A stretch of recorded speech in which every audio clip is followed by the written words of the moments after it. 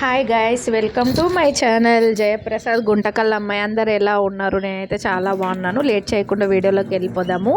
అయితే మీరు ముందుగా చూశారు కదా, నేను బీట్రూట్ చపాతీ చేస్తున్నానండి. చపాతీ బీట్రూట్ని వచ్చేసి మనం మంచిగా ఇలా తురిమేసి పెట్టుకోవాలి. తురిమేసి మనం నీట్గా పెట్టేసుకోవాలి బీట్రూట్ అనేది. ఇది హెల్తీ అండ్ ప్రోటీన్ చపాతీ చేస్తున్నానండి. పిల్లలకి పెద్దలకి అందరు చాలా బాగా ఇష్టంగా తింటారు. ఫస్ట్ అయితే మనం బీట్రూట్ని తురిమేసి పెట్టేసుకొని గోధుమ పిండిలోకి ఇలా బీట్రూట్ వేసేసి కొద్దిగా సాల్ట్ వేసేసి మనం చపాతీ పిండికి చపాతీస్కి ఎలా కలుపుకుంటామో అలా ముద్ద కలిపేసుకోవాలన్నమాట. మరీ సాఫ్ట్గా కలుపుకోకూడదు. మరీ అలా సాఫ్ట్గా కలిపితే చపాతీస్ రుద్దేటప్పుడు రావు, అతుక్కొని పోతాయి. కాబట్టి మనం కొద్దిగా మరీ సాఫ్ట్ కాదు, మరీ గట్టిగా కాకుండా కలుపుకోవాలి. చాలా టేస్టీగా ఉంటాయండి ఈ చపాతీస్ అయితే. ఒకసారి మీరు ట్రై చేయండి ఫ్రెండ్స్. బీట్రూట్ మంచిగా మనకి బ్లడ్ ఇంప్రూవ్ అవుతుంది కదా. పచ్చి బీట్రూట్ కూడా తింటారండి చాలామంది. అలా తిన్నా కూడా మనకి బ్లడ్ అనేది ఇంప్రూవ్ అవుతుంది. కొంతమంది ఇష్టపడరు కదా అలాంటి పచ్చి బీట్రూట్ తినడానికి పిల్లలు. కాబట్టి ఇలా మనం చపాతీ పిండిలోకి కలిపేసి ఇలాంటి వెరైటీగా చేసి పెడితే తింటారు. దీనికి కాంబినేషన్గా మనం ఏదైనా చేసుకోవచ్చు. కర్రీస్ కానీ, ఏదైనా వెజిటేబుల్స్ కర్రీస్ కానీ, ఏదన్నా వెజిటేబుల్ ఫ్రై కానీ, ఏదన్నా ఎగ్ ఫ్రై కానీ, లేకపోతే చికెన్, ఇలాంటివి చాలా టేస్టీగా అనిపిస్తుంది. ఇదిగోండి ఇలా మనం కలిపేసుకున్నాం కదా. కలిపేసుకున్న తర్వాత ఒక 1 మినిట్ పక్కన పెట్టేసుకొని నెక్స్ట్ ఇదిగోండి ఉండలు ప్రిపేర్ చేసేసుకుంటున్నాను. ఇలా అన్నీ ఇలా చేసేసుకోవాలన్నమాట. మీకు ఎన్ని చపాతీస్ కావాలి అని అనుకుంటే అన్ని ఉండలు తీసేసుకోవాలి. ఇదిగోండి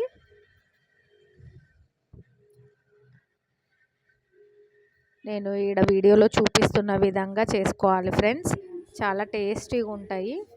ఇదిగోండి మరీ సాఫ్ట్గా కలపలేదు చూడండి. నేను మరీ సాఫ్ట్గా కలిపేస్తే మనకి ఒత్తుకోవడానికి రావు. కలిపేసుకోవాలి. ఈ చపాతీస్ని మనం నెయ్యితో కానీ వేయించుకోవచ్చు, లేకపోతే ఆయిల్తో అయినా వేయించుకోవచ్చు.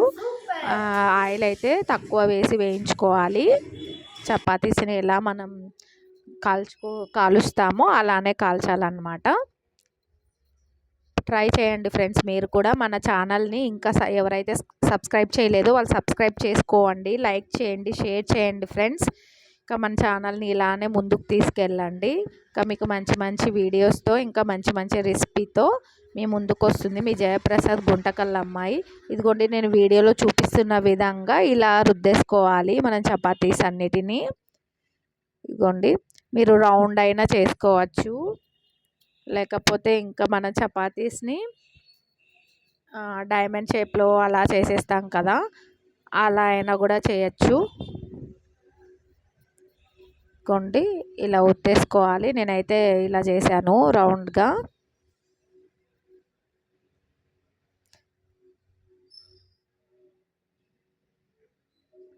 కొద్దిగా పొడి పిండి వేసుకుంటూ మనం రుద్దాలి చపాతీస్ని. అన్నీ ఇలానే రుద్దేసుకోవాలి. నేను ఒక పక్క రుద్దుతా, మరి ఇంకో పక్క పెనం పెట్టేసి ఇదిగోండి ఇలా పెనం మీద వేసేసి కాలుస్తా అన్నమాట. మనం పెనం మీద వేసిన వెంటనే మనం ఆయిల్ వేయకూడదు ఫ్రెండ్స్. చపాతీ అలా అయితే వేగదన్నమాట. ఇదిగోండి మనం వేసిన తర్వాత నెక్స్ట్ 1 సైడ్ టర్న్ చేసిన తర్వాత అప్పుడు మనం ఆయిల్ వేసి ఇదిగోండి ఇలా లైట్గా అప్లై చేసేసి కాల్చేయాలి. చాలా టేస్టీగా ఉంటుందండి ఈ చపాతీలు అయితే. మార్నింగ్ టైంలో కానీ, లేదంటే ఈవినింగ్ టైంలో పిల్లలు ఏదైనా తినాలి అని అనిపించినప్పుడు మనం ఇలాగ చేసి పెట్టేస్తే బాగుంటుంది ఫ్రెండ్స్. బీట్రూట్తో చాలా రెసిపీస్ చేస్తూ ఉంటారు కదా, ఇలా ఒకసారి ట్రై చేయండి. చాలా బాగా అనిపిస్తుంది చపాతీ అయితే. ఇంకా మన ఛానల్ని ఇలానే ముందుకు తీసుకెళ్ళండి ఫ్రెండ్స్. ఇంకా ఇంకా ఇంకా మంచి మంచి వీడియోస్ మీ ముందుకు వస్తాయి. మీరు సపోర్ట్ ఇస్తున్న అందరికీ చాలా థ్యాంక్స్ అండి అందరికీ. ఇదిగోండి 2 వైపులా కాల్చేసి నేను పక్కన పెట్టేసుకున్నాను. ఇంకో చపాతీ కూడా రెడీ చేసేసి ఇదిగోండి వేసేసాను పెనం మీద. దీని కాంబినేషన్ చూడండి, బీరకాయ చపాతీ గోండి చేసిన తర్వాత ఇలా వచ్చేస్తుంది మన రెసిపీ. చాలా సింపుల్ అండి, ఈజీ అండి. బీట్రూట్ చపాతీ అందరు చేసుకోవచ్చు, వంట రాని వాళ్ళు కూడా చేయొచ్చు ఈజీగా. ఇదిగోండి మా అమ్మాయి తింటుంది, తిని సూపర్ అంటుంది చూడండి ఫ్రెండ్స్.